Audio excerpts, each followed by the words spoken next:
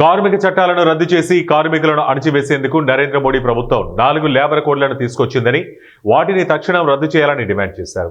దేశవ్యాప్త కార్మికుల సార్వత్రిక సమ్మెలో భాగంగా సత్తుపల్లి పట్టణంలోని ఆర్టీసీ డిపో ఎదుట కల్లూరు జాతీయ రహదారి అంబేద్కర్ సెంటర్ నందు వామపక్ష పార్టీల ఆధ్వర్యంలో రాస్తారోకో చేపట్టారు.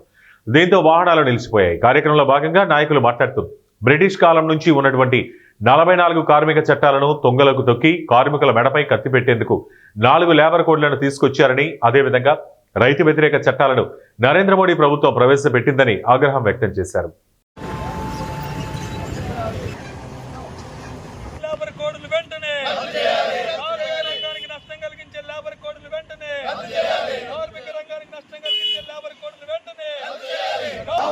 ఇదేమి రాజ్యం ఇదేమి రాజ్యం దొంగల రాజ్యం దోపిడీ రాజ్యం ఇదేమి రాజ్యం ఇదేమి రాజ్యం దొంగల రాజ్యం దోపిడీ రాజ్యం రద్దు చేయాలి లేబర్ కోడ్లు వెంటనే రద్దు చేయాలి లేబర్ కోడ్లు వెంటనే రద్దు చేయాలి లేబర్ కోడ్లు వెంటనే రద్దు చేయాలి కాపాడుకుందాం సింగరేణిని కాపాడుకుందాం కాపాడుకుందాం కాపాడుకుందాం సింగరేణిని కాపాడుకుందాం కాపాడుకుందాం కాపాడుకుందాం సింగరేణిని మోడీ జై జై మోడీ జై జై మోడీ వెంటనే రద్దు చేయాలి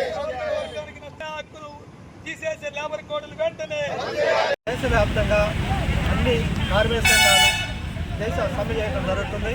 ముఖ్యంగా కేంద్రంలో ఉన్న బీజేపీ ప్రభుత్వం రైతు కార్మిక వ్యవసాయ కార్మిక వ్యతిరేక చట్టం జరిగింది.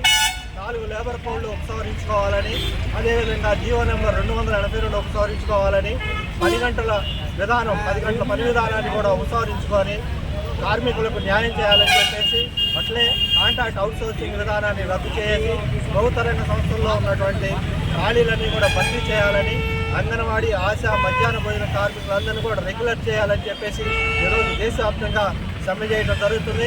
ఇందులో రైతులు వ్యవసాయ కార్మికులు కూడా పాల్గొనడం జరుగుతుంది.